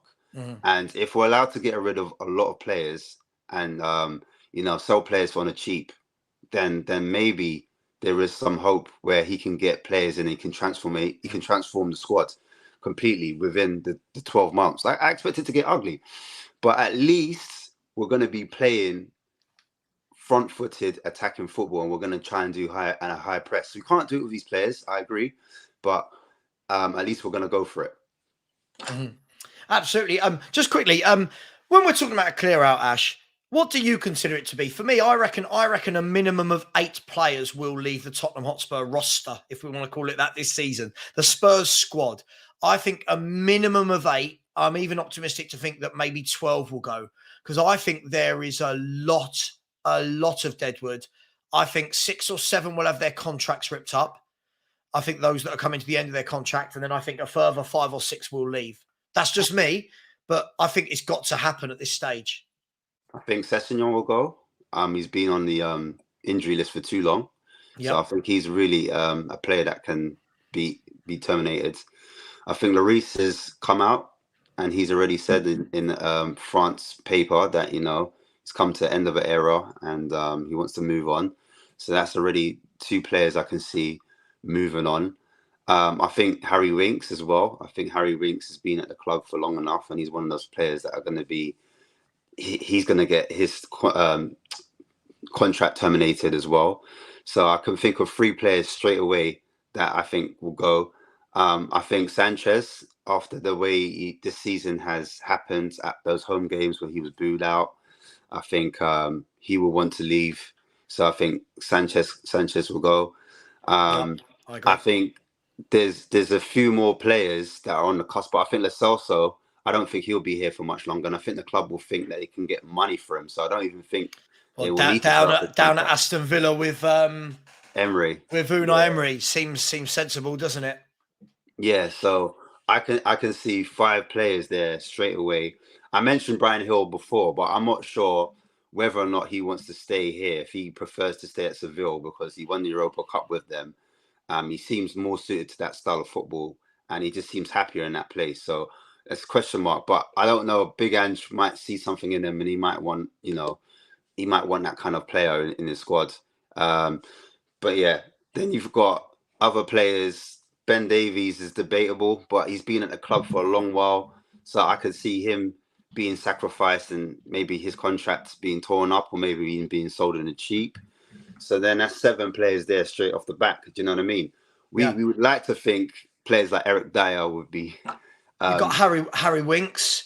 You know what I mean? Sorry, mate. So there's so many. There's so many players, and then you've got the question of, as we were saying, does Kulusevski get signed? Because obviously, I know what fans want, but if Postecoglou comes in and goes, well, he's not in the mold I need, then fair enough. I'm behind that. If he doesn't think that's the mold he needs for the style of football he plays, and that's what I want, Ash, now. I want a manager that, I don't care if they're 50, 60 million pound signings. I don't care about that. I want a manager that can identify and scout players that play his style. Not we just buy players and then go, oh, they're brilliant. Yeah, but brilliant for what tactic? Do you know what I mean? So if Kane goes, Kane goes. If Kulusevski goes, he goes. If Son goes, he goes. For me, this is going to be a very interesting couple of years, because Kane and Son, that era's got to come to an end. Savva, I know what style of football you want. You want high press and high energy, people that are mobile, people that have athleticism, people that can run, people that are technical. And with players like a Skip, players like Højbjerg, they're not athletically in the same frame as maybe a Basuma or a Sarr that's got a bit more mobility. Do you know what I'm trying to say? But at the same time, we want players with a bit more end product. So in the attacking third, they're actually going to do something. They're actually going to ask questions. Do you know what I mean? Like with Skip, in my opinion, he just doesn't show enough going forward. Like, yeah, maybe at the back he might be defending, he might be hardworking, he might get around the pitch a bit, but just for me, Skip just needs that extra bit to go forward, and he just hasn't got that. So yeah, I agree. I find him lethargic.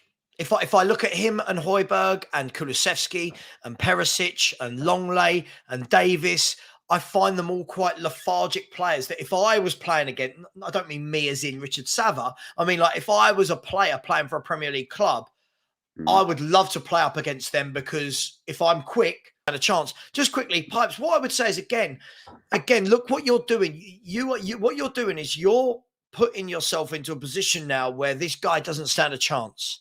So when you're saying, how long do we give the latest project? I haven't seen a project for years. We keep talking about a project. I've not seen a project. We've brought in Conte and Jose to paper over cracks, but that's not a long-term project. Every manager going to a club is surely a project in some way, shape or form. So when you say how long for this to bear fruit, and you mean win a trophy, or is just enough for fans to enjoy the football, Pipes, can't we get to the stage where we at least enjoy the football first? Like, can't we go on a bit of a journey where get rid of the deadwood, build a team that is cohesive, that does the basics of defending and attacking as a unit, right? There's 2 stages. 3, play some good football for the fans to watch. Then that will naturally evolve to hopefully challenging for trophies. But if you're going to tell me that in 1 to 2 years, if this man's not won a trophy, that it's failure, look at the 7 clubs above us. It's harder than ever to win a trophy. Look at the workload this man has got compared to the others. I feel like we're being really rash here, Ash, and I feel like this is what Spurs fans are going to judge this guy against immediately. And it is so unfair because he's undoing multiple years of bad ownership. The thing is as well, Ange actually came out and said, from the research I did, he said how he likes attacking football. He likes to be entertained as well, but he likes to win. He likes to win. The man's not coming here just to play attacking football and that's it. And for me, he said as well, this was a standout point. He said he tries to get footballers playing football that they enjoy playing. So being front-footed, playing attacking football, having the ball at your feet. When you start playing football, when you first play football, the first thing you want to do is you want to dribble, you want to get the ball at your feet, you want to score goals. That's the first thing you want to do. Exactly. Nothing about defending, nothing about that. You just want to play forward football. And he said that's the football he would try to emulate. When his dad passed away and he was taken to matches, that was the thing that he enjoyed. And that's why he has no compromise. He said it's all out, it's attack. And I'm here for it. Like I said, I'm expecting to get pumps. But going back to your point, Savva, to get to those cups, how are we going to get to those cups? Before you get to those cups, you need to play a style of football and have a football that works. So if it's attacking football, we don't just go to a team and then all of a sudden we're going for trophies. It's stages. It's stages. You need to build that cohesive unit, and then you need to have an identity. You need to have a style of football that everyone can get behind, that everyone's used to. And then once that's successful and people and players are happy, then you start winning games. And then when you start winning games, that leads to results. You pushing up the table, and it ends up maybe in a trophy push, because we might have a good trophy run. You never know. And then the following season, you're building it. If you look at Klopp, when Klopp came, it wasn't just gun-ho attacking football. He had to get rid of a few players. If you look at what Liverpool started with, if you just Google Liverpool when Klopp started and look at the players he had around him, he never had top strikers. He never had a top midfield. Do you know what I mean? A high pressing midfield. He never had none of those things. First season, it never happened for him. He didn't win a trophy for about 2 to 3 years. And then when he kept getting to finals and finals and finals and kept losing finals. And then when he finally got over that bridge with the final and he won his first cup, then the cups kept coming and coming. Remember, before he won the Champions League final against us, he lost the final before that. And it was the same with Borussia Dortmund. So we just need to slow it down a bit and I think we're trying to move too fast. Like, expect the 7th or 8th finish. Expect maybe not a cup in the first season or even the second season. It's going to be a couple seasons before we get it right. Remember, we've been back for 4 years, so it's a project. I agree. And by the way, when you're saying, you know, when do you see Spurs win a trophy? 5 years, 10 years, 22 years? We're on a journey. On a journey, there has to be a destination. I'm trying to really work out the mentality of this fan base, but we don't decide that, Pipes. We don't decide that. This all comes back down to the first of all is we're miles away from trophies. I feel like everyone needs to relax. When fans like you, I can only suggest, sorry, I'm going to say, I can only suggest that you're an 18-year-old kid, because when we're going, trophies are the be all and end all, we're not there. Let's build. We're far from it. We're far from it. We're far from it. Let's build. Before we start putting, you must have a trophy in 3 years. Look at this. Liverpool, Man City, Chelsea, Man United, Newcastle, Arsenal, Villa are up there now. Even Brighton and Brentford, these teams are up there now. To turn around and go, in 3 years, he must have won a trophy or he's failed, is just wrong. When we've won one in 15 years. You're being really, it's really, really harsh on this guy. Now, Ash, there are reports coming out this morning. Obviously, this was going to happen, that apparently Postecoglou has been the number one target since Scott Munn was appointed back in, whenever he was appointed, back in April, whatever. Apparently there were talks that Postecoglou has been on the radar, but it just wasn't in the public. Now, of course, it's something we'll never know. But if he was the number one target and we did have to wait until the season was over for Celtic, why can't people just crack on now? Why can't we just go, right, manager's in, what are we doing? Because this guy needs our backing. He really needs our backing. Everyone's different, Savva. That's the thing we have to remember. Everyone has a different take on, you know, how we read papers, what we like believe in the media to be true, X, Y, Z. And if the expectation of a fan was that they wanted Nagelsmann or they wanted a Poch because they believed that that was the right man and the right caliber as well of manager to take the club forward. And it showed ambition as well. It gave a lot of fans hope after so much negativity around the club with Jose and Nuno and also Conte. Literally, like, after so much negativity, that was the hope they were clinging on to. And then when they didn't get those managers, like anyone else that we were linked with was doomed to fail. They were never going to be good enough because in their eyes, as a fan, the expectation would meet up to that level. And the fact that Poch was available and Nagelsmann was available and we didn't go for them, I think that's what stays in people's minds. And they can't quite get over that. Now, going back to your question, if Ange was the number one target, that would make sense because Scott Munn has worked with him prior to this.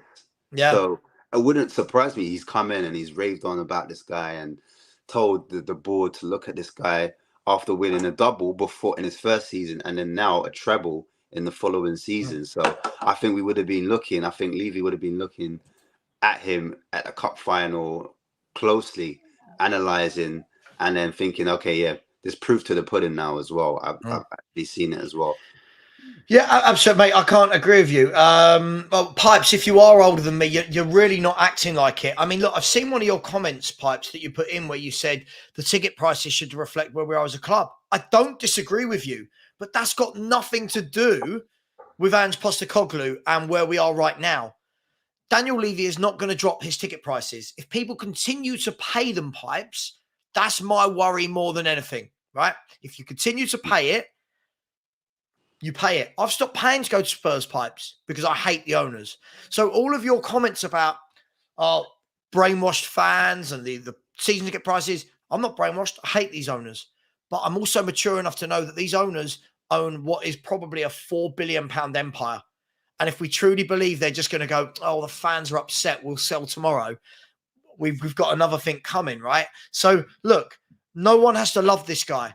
But let's give this guy a chance. Let's please recognize, forget Postecoglou, let's recognize whichever manager came in here had a mammoth task. Also, it's a mammoth task, Ash. Just to add to that as well, like, if you're a fan and you didn't want Ange in, because I respect all opinions and I'm here for it as well. if you're really unhappy with the appointment, there are protests that are happening, and I'm sure they'll still be going on as the season starts. So just join the protests and let your voice be heard, because that's the only way you're going to get some type of change if you want that board out. If you're not happy with the board and you want to see that board out, come to the protests.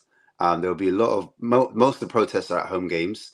So, or I'm sure there'll be a protest at during the summer in front of Tottenham Way, in front of the training ground. So if you're really unhappy and I think as well, just to go back to your point, Savva, the way tickets prices are going, I think this is the way football's going in general. I agree. I personally think that we're all being priced out. The working man no longer is important, and I think it's done intentionally. Money, like if you look at Fulham now, Fulham got a new stadium.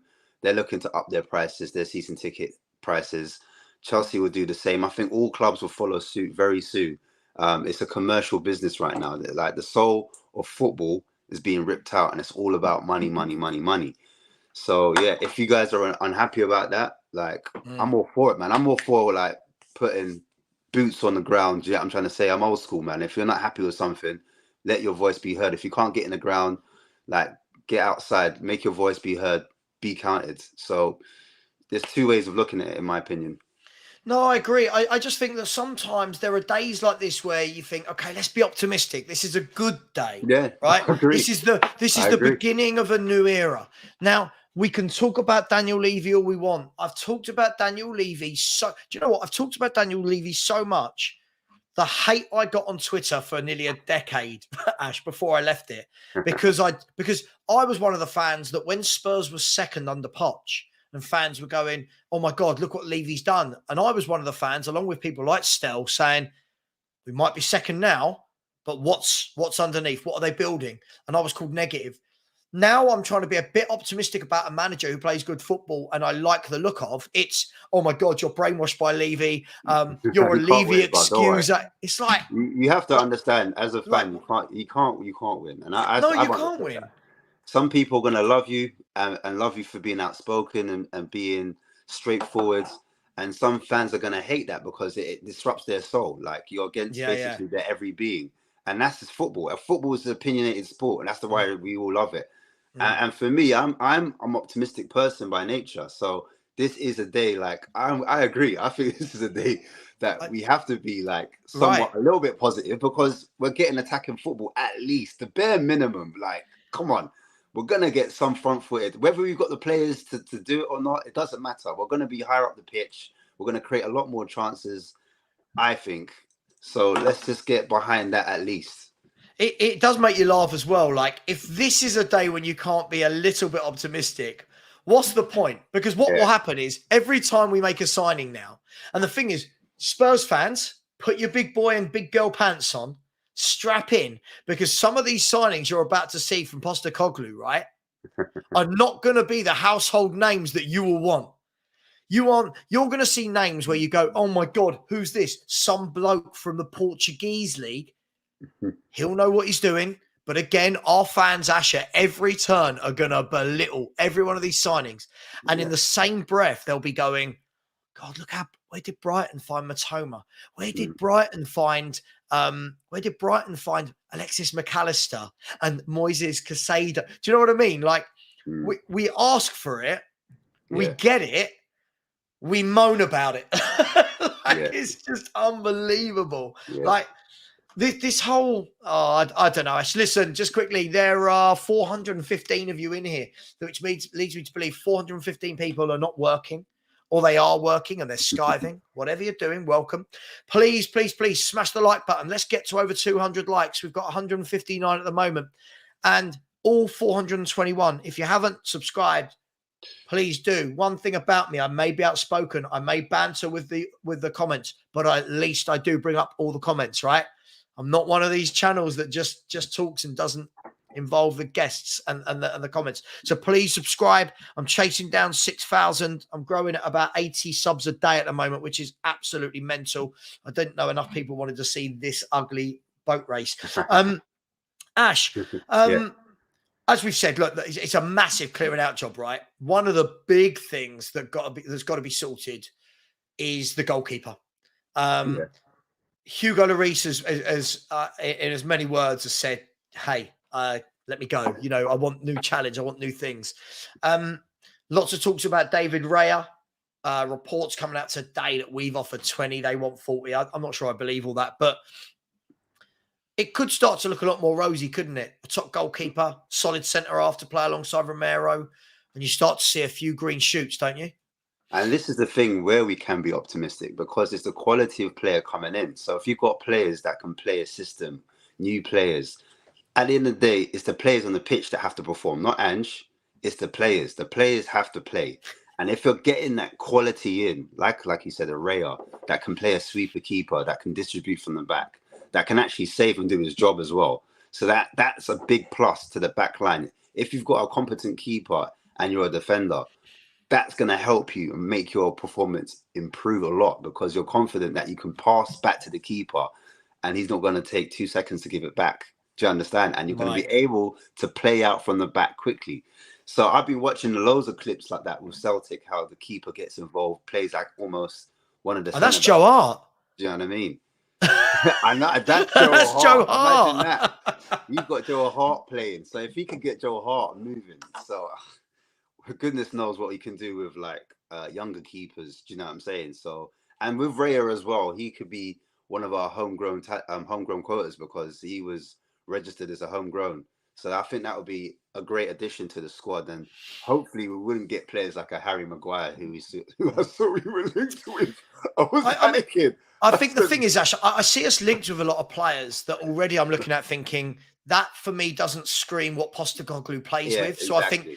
I think with player links, I mean, we're linked with every player, every window. So I don't go too overboard about it.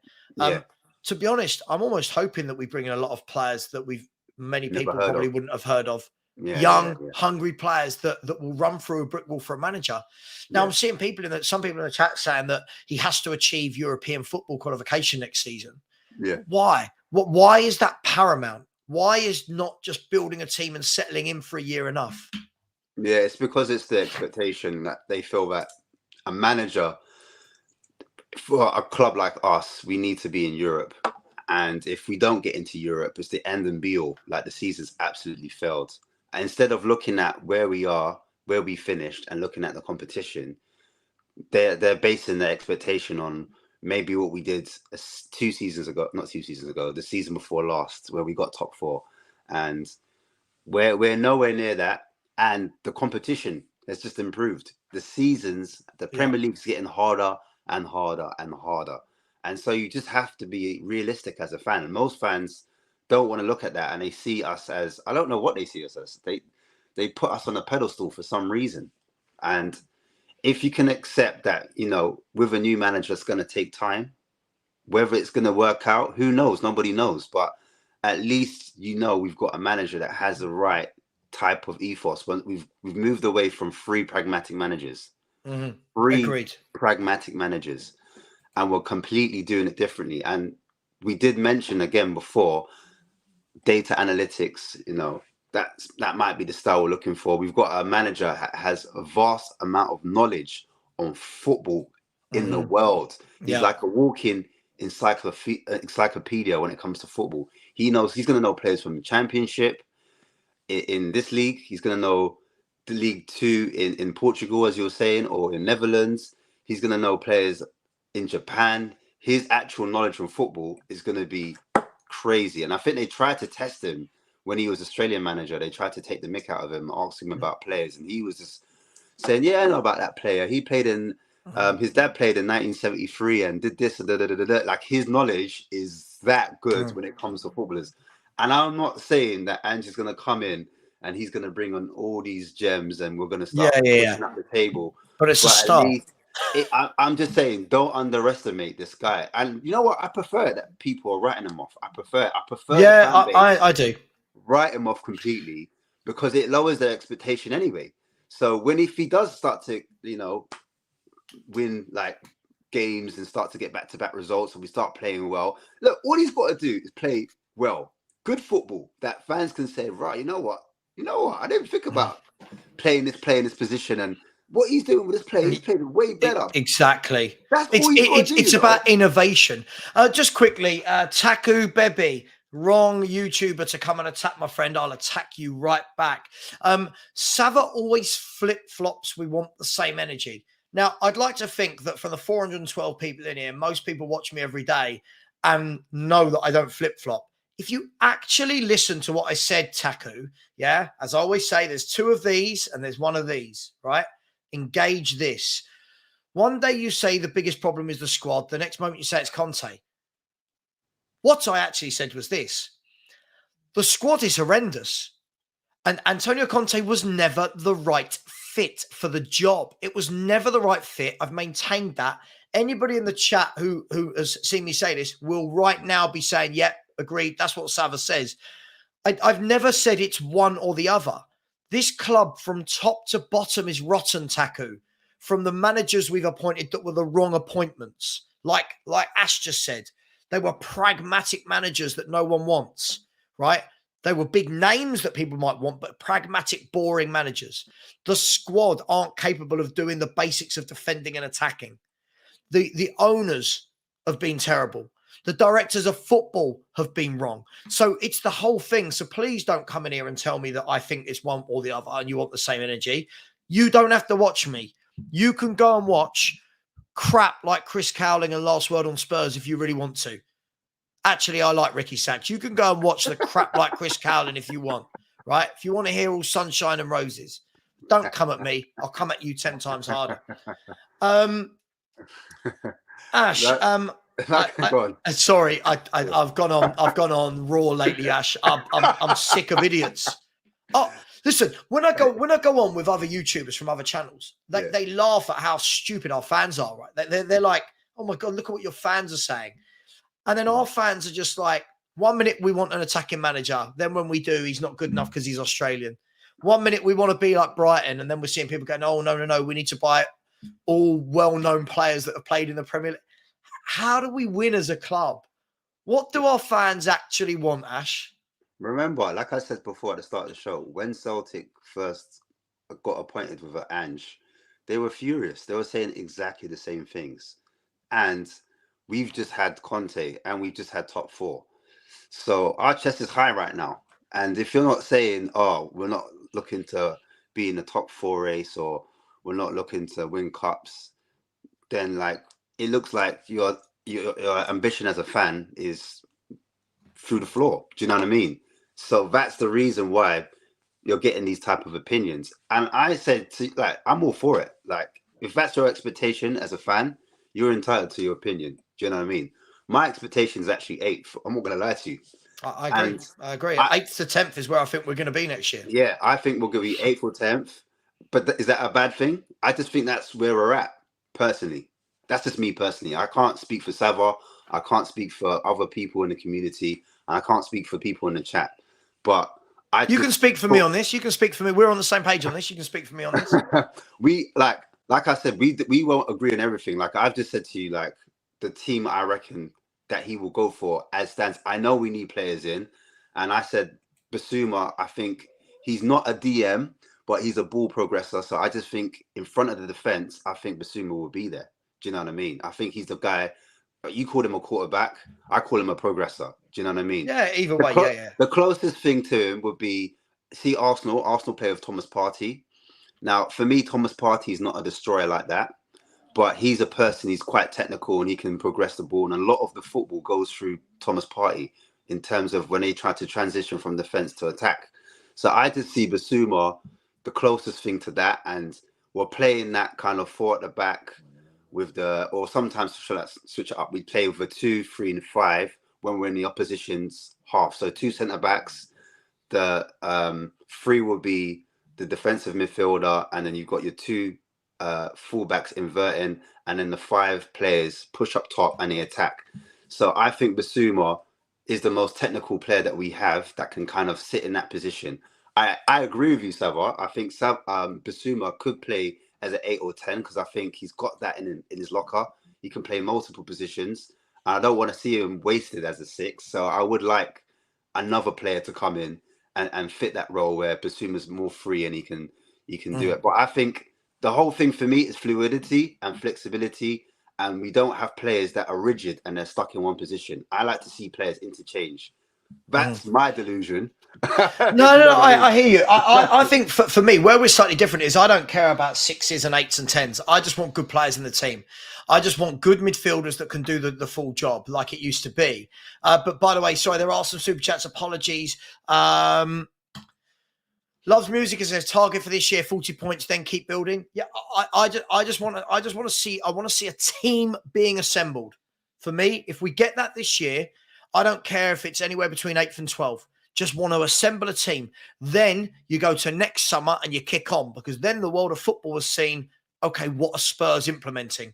But to expect us to have this window of 10 in, 10 out, new manager, new director of football, all of this going on, Harry Kane might leave, Lloris, to expect that and then all of a sudden go, right, we're 6th or 7th it's a big ask. It's extreme. Yossi, it's extreme. It is extreme. It is, but no patience in football. Yossi, thank you very much for the super chat. Really appreciate that. Strasbourg Steve has said Eddie Howe was second choice before Unai Emery at Newcastle. Absolutely. Just because you're not the first choice doesn't mean you're not the best choice. Jonas has said, big up the panel. I'm ready for Ange. F the noise. Absolutely, Jonas. Let's get behind him. Let's get behind the guy. Strasbourg Steve has said, I think you'll go for Vaclav Cherny from FC20, right wing, high pressing, great technique, only 10 to 20 million. I like this guy. Look, it's players like this. I've not seen this guy, but I'm quite happy to go and have a look. Yeah, it's players. If this is the type of guy the manager wants to bring in for his formation and system, I'm behind it. I don't need it to have to be somebody that plays for Napoli that we all love and know, and that's the only player we want to see signed. So I'm happy with that. And then the last one, Felix Stone has said, sorry, I think I'm about to sneeze, has said, as an Aussie, I've seen this happen everywhere he goes. Get ready to fall in love, boys. And don't know how far he can take you, but you'll love the football. That's a start. Look, we're going to go for 10 more minutes. If you've got any questions, get them in for me and Ash. But when do you expect to start seeing signings come in, Ash? I mean, the official statement said that Postecoglou's not going to start until the 1st of July. I'm guessing after a very long season that he's going to have a couple of weeks holiday, which obviously he's entitled to with his family. Then come down to London and join. But I'm guessing there'll be a lot of contact with Postecoglou and the club in the meantime as to who we want to buy. Do you want this player? Should we start talking to other clubs about getting rid of these players?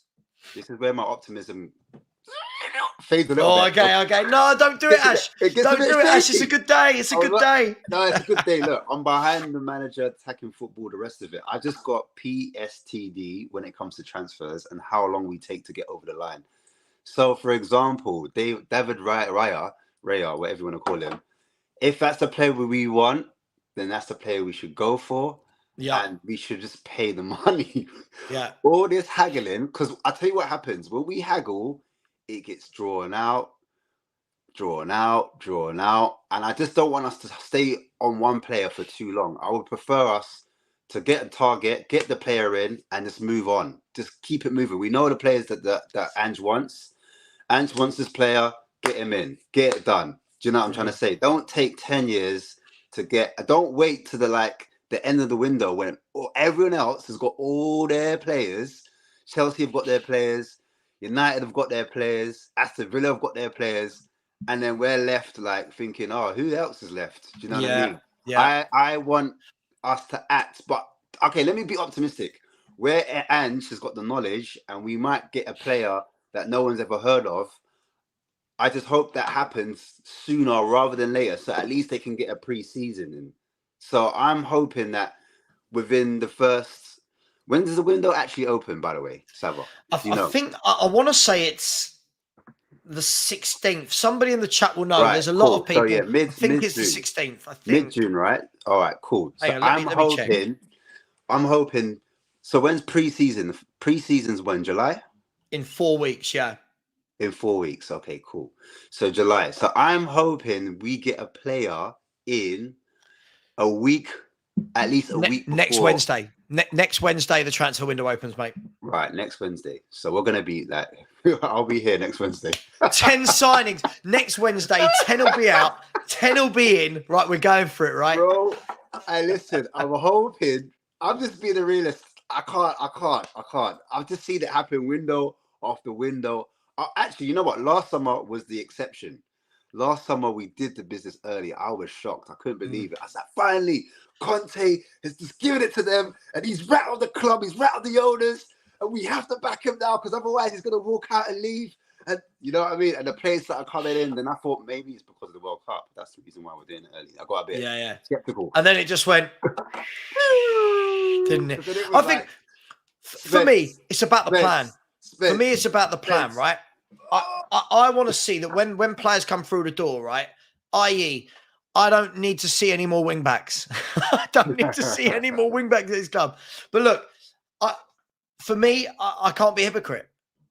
For the players he brings in, I'm going to back him. If it's players that we don't necessarily want as fans, I'm going to back him because you've got to give the manager a chance. If we are going for this great big overhaul, then we can't just go, oh, we like him, not him. And I feel we need to give the manager a chance. Let him do what he's doing. And then let's see where we are in the middle of next season. For me, you've got half the season to play with. For me, I'm not expecting anything. For me, the most important transfers we get over the line is a goalkeeper and a centre-back, left-sided, straight away. In my opinion. I agree. I agree. Holes, we need a left centre-back that has pace, that's someone that can recover the ball. If we're playing high press and attacking football, we need a centre-back that can run and he likes to engage in tackles. He's not one of these stiff man that kind of moves like a statue, can't turn, gets beat for pace. Do you know what I'm trying to say? On a half turn, he's gone, and you're just there left. Like, we need a competent centre back that can header as well. Yeah. Because good in the air, I need that in my life. I can't have a centre back that can't header and that can't run. So and that likes to tackle or likes to defend. Yeah, I'm not asking for hard. A defender that can defend. That's all. That's what I know. Yeah. I'm not asking for the world's best. I don't need Bastoni. I don't need Vardial. I want a Lewis Dunk. I want a solid, I'm not saying necessarily him, I'm that ilk.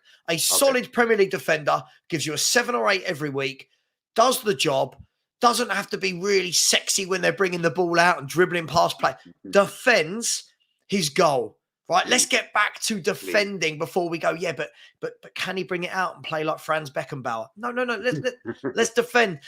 People, smash the like button. It's been a very lively show this morning. We got 201 likes. We are 15 subscribers away from 5,550. Can we get 15 more subscribers in the next 15 minutes? Also, get over and subscribe to Ashmatic as well. Last 5 minutes. Let's see if we've got any questions for us, Ash. One question I start here. You don't need to know my name. The best name on YouTube. I said, who do you guys think will be skipper if Kane and Lloris leave? Good question. Depends on who the manager wants, but I think Bentancur, but obviously he's in the injury room. So if it's not Bentancur, Skip's been a big vocal. He's been a lot vocal between Skip, Højbjerg, and Bentancur. I hope it's not neither of those two. It's a hard question. I don't know. Over to you, Savva. I don't know. Mate, I don't know. I said earlier in the show, I don't look at anyone in this squad and go, you're a captain. I think it might be someone bought in. I genuinely don't. I'm not being horrible. If we look at the players we think we're going to keep, Romero's definitely not a captain. He's not. We're talking about him needing a partner to play with him to calm him down. That means he's not a captain. You've got, is Basuma a captain? I don't know. You can talk about Højbjerg, but ideally, I don't want to see Højbjerg in a Postecoglou attacking team. No. Son, I'm not sure. I don't think there's anyone there, mate. Just quickly, it's a bit peak. Loves music. I said, if the window is shut, how comes Alexis to Liverpool?